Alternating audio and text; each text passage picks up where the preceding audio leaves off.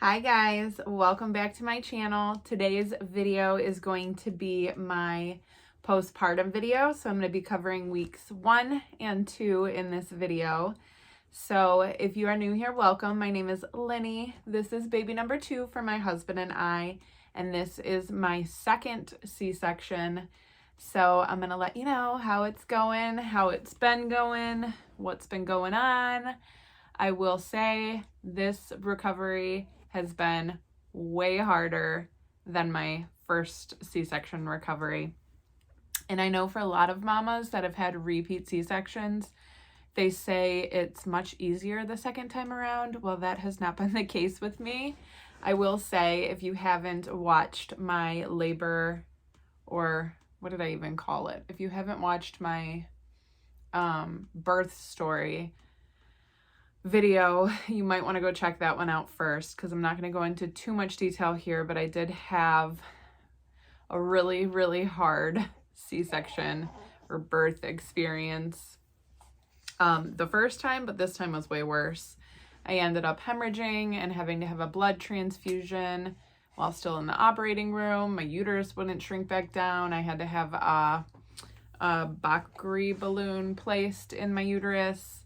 It was a whole ordeal, so very scary. If you haven't seen that video, you can go check it out if you want. Just a warning, it's not like a glamorous birth story. It's actually pretty intense. So I'm gonna start obviously with week 1, day 1 post-op. So 12 hours after I had my surgery, like I had said, I had a Bacri balloon, and I think I'm saying that right, I'm not 100% sure, placed inside my uterus to hold my uterus firm to help stop the bleeding from where I was hemorrhaging. And so I believe it was about 12 hours after I had my surgery, they removed the balloon, and luckily my uterus, as they removed it, shrank back down to size.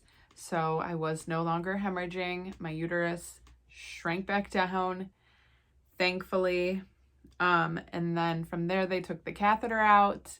And then after an hour, they wanted me to get up and try to go to the bathroom, which peeing was fine. I was able to do that. It was fine.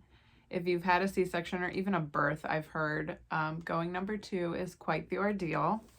So that didn't happen right away. I will say one of the biggest things I remember having was hip pain. And I don't know if it was from laying so long on the table or just laying in general, or if it was a certain way they had my legs when they were operating. I don't know what it was, but my hips literally hurt so bad. I felt like I was like crippled. Like I could not stand up straight. And this probably it lasted, I would say, the whole time I was in the hospital. And I was in the hospital for I think I left the hospital on day 4 after surgery. So my surgery was on a Friday and I left on a Tuesday. And the whole time I was in the hospital, even maybe a few days when I got home, my hips, both of them, hurt so bad. And that I never remembered with my daughter. My hips, my back actually hurt when I had her, like excruciating back pain. Never had the back pain this time, but I had the hip pain. Other symptoms that I had during week 1, so night sweats. I believe they started almost right away, maybe day 2 after post-op. I got night sweats, and I mean, I believe they lasted all the way until I was 3 weeks postpartum, but oh my goodness, it's like you wake up drenched in sweat. It is pretty disgusting. So night sweats I got really bad. I got those during my first C-section as well with my daughter. Chapped lips. Oh my goodness, my lips were so chapped. So make sure you bring chapstick with you to the hospital. I've heard that happens too, just during a vaginal birth as well. But my lips, man, let me tell you, they were chapped. So throughout my stay in the hospital, I basically just relaxed. I just laid in bed. I really didn't do much of anything except get up and go to the bathroom, take care of Caius, and that is basically it. I ordered takeout or hospital food. My husband stayed with me the whole time I was there, day and night, so I'm very lucky for that. I am nursing. My milk did come in on day 4, which it did with my daughter as well. And I did actually supplement a little bit up until my milk came in. And I want to do like a separate breastfeeding video because I have like somewhat of an oversupply, and I did with my daughter as well. So I know a bunch of like really cool breastfeeding hacks, I guess, or nursing hacks that I would love to share with you guys. But I did do some supplementing until my milk came in to make sure that he was getting enough calories. So I will say when he was born, he weighed 8 pounds, 1 ounce. He did drop down to 7 pounds, 8 ounces while we were in the hospital. And then by his 1 week appointment, he was back up to 8.1 exactly. So by the time he was a week old, he had gained back everything he lost. So that was really good. Again, when you're in the hospital, they are constantly checking your uterus. And I don't know if they checked mine more frequently. It seems like they did a lot more frequently than when I was there with my daughter, just because of everything that happened with my uterus. So they are constantly, every time they would come in, which I think they check on you like every 2 hours maybe or something, they were constantly pushing on my uterus. Luckily, it stayed how it should stay. On day 2, when I was in the hospital, I finally got to take my shower.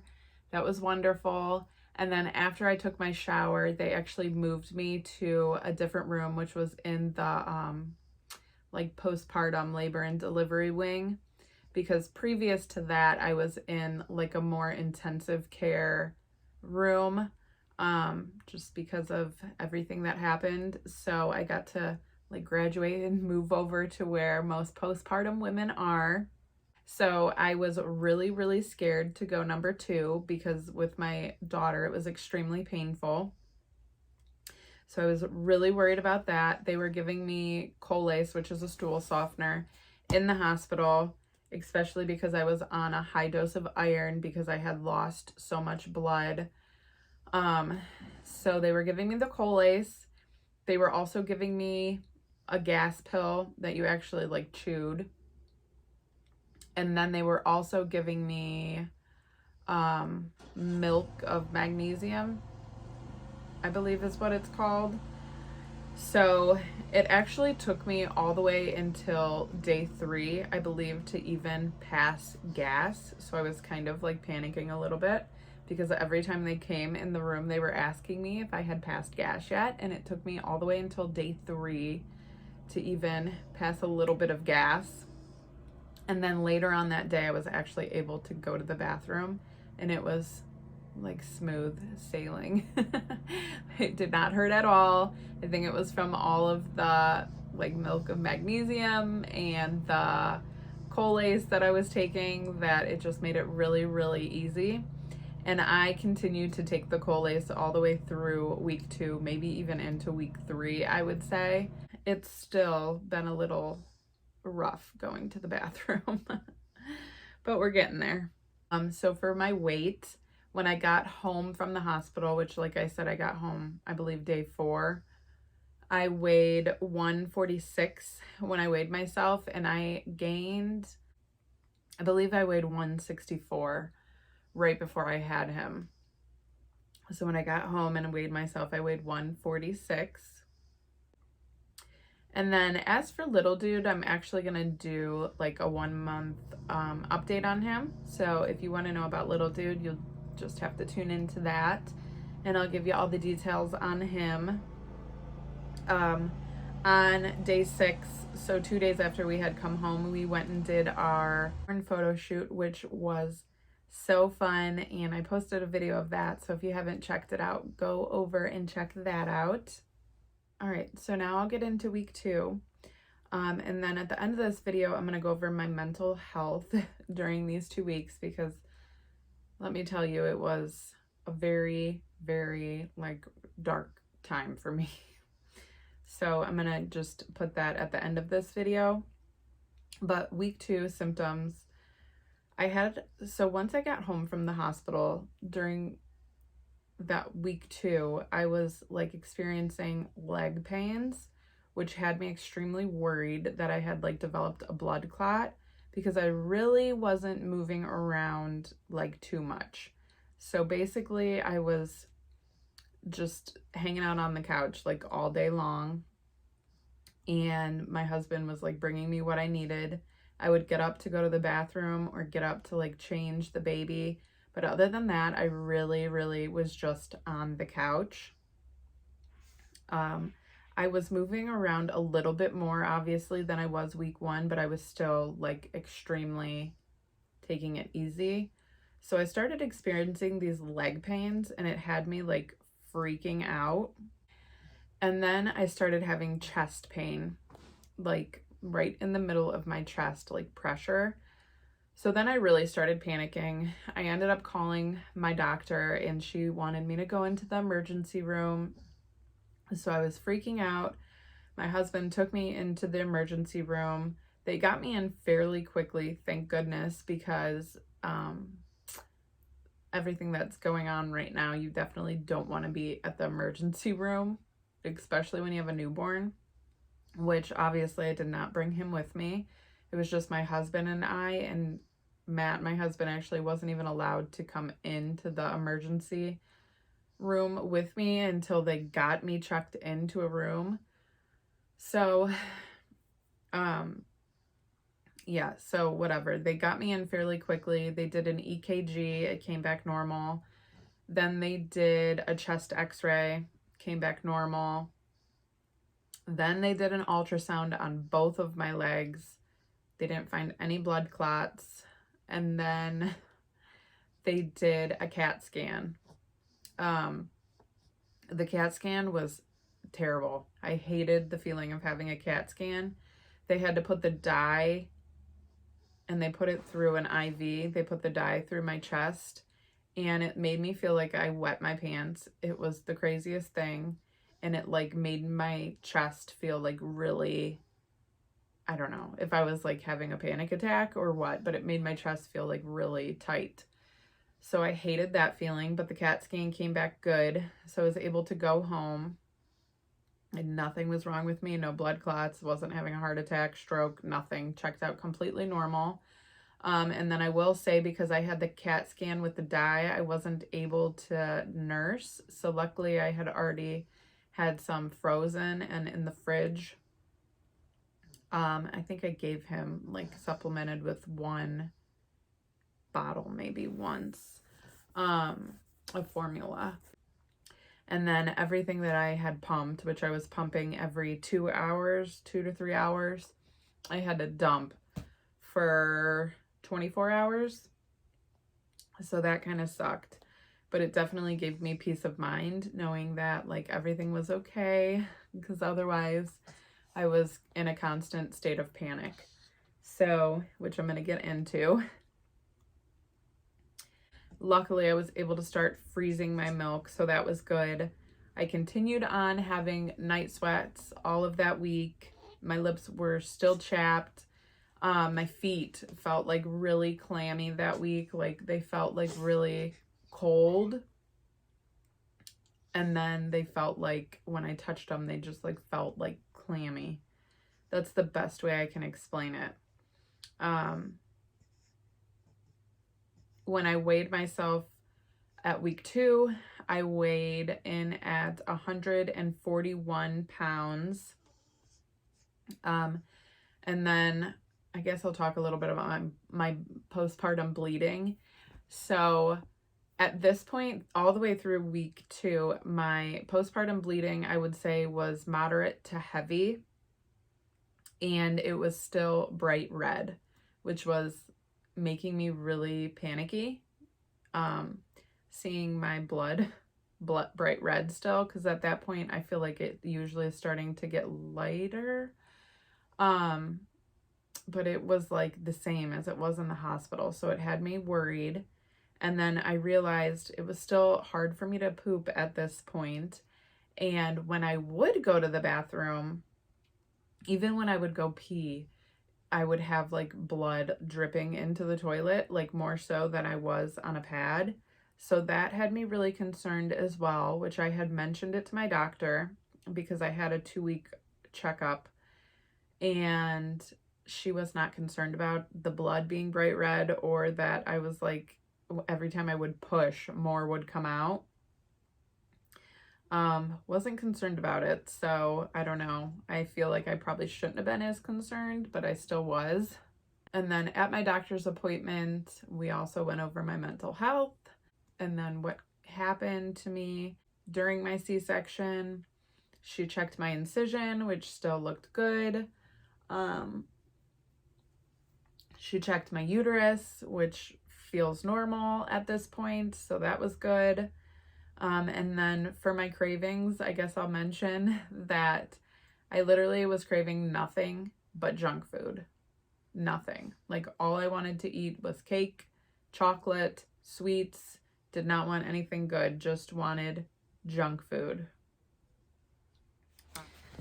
All right, so that was basically everything through week 1 and 2. Now I will get into my like mental health.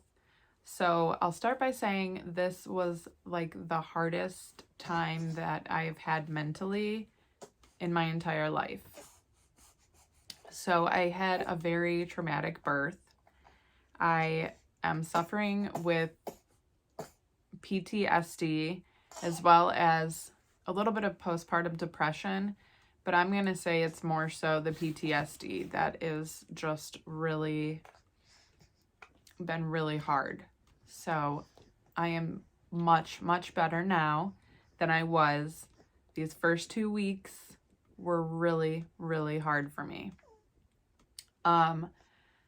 After everything that happened, I was living for these first 2 weeks in a state of constant fear and panic. And I cannot even explain the things that I just felt emotionally, and I just was scared to death every single day. I was scared to fall asleep at night for the fear that I just would not wake up in the morning. I was scared every time I went to the bathroom that I was going to start hemorrhaging again. I was constantly scared, and I'm still scared, but not to the point that I was throughout those first 2 weeks. I was literally just, I have never been so scared in my life, honestly. I don't know. It was just a very hard and like dark 2 weeks. Connecting with the baby, I had no problem. Like, that's why I say I don't think it's so much postpartum depression. I never had like any problem connecting with him. And I actually wanted to be around him probably more so than I did with my first, which I feel bad saying, but I suffered more so with postpartum depression with my first. And that's kind of why I feel like this was more PTSD, because it was just a completely different mental feeling than I had when I had postpartum depression with my first. I just was living in a constant state of fear, is the best way I can explain it. And my thoughts were always constantly just fear, like just constant fear for my life, basically. I still, at this point, 5 weeks postpartum, have not looked at any pictures from the day that he was born. And my husband also took some video that I have not been able to watch yet, which the past 2 days I've actually kind of wanted to watch, but I haven't. And I've never been someone that Oh, little guy. Hi, Bubba. Oh, I love you. I love you. Hi. Hi, honey. Let's get you changed. Okay. Someone wanted to join us, so I'm gonna be nursing. Hopefully we have no slip-ups. Anyways, what was I saying? So I've never been the kind of person to be like queasy around blood or anything like that, but now, especially during these first 2 weeks, I didn't want anything to do with like blood. So going to the bathroom with the postpartum bleeding made me feel very uncomfortable, like lightheaded, nauseous, like seeing the blood coming out of me. Could not handle it. So that was very hard every time I would go to the bathroom, and I would be extremely scared. And then like any movies with like death or blood, could not watch them. Still, I've definitely gotten much better with everything. But I'm still, worried. I still fear a lot of things, but I have gotten much better. At that 2-week appointment with my doctor, we talked about my mental health. She asked me if I wanted to see a therapist, and I declined. I wanted to kind of see how things would go. And then also she asked me if I wanted to be on medication, and I definitely did not want to be on medication. So I like to kind of try to work through things by myself. And obviously if I would have continued on this way, I just wouldn't have been able to continue on this way, because the just pure fear and horror and terror that I experienced through these 2 weeks. Like I said, I couldn't even sleep. I was scared to sleep at night.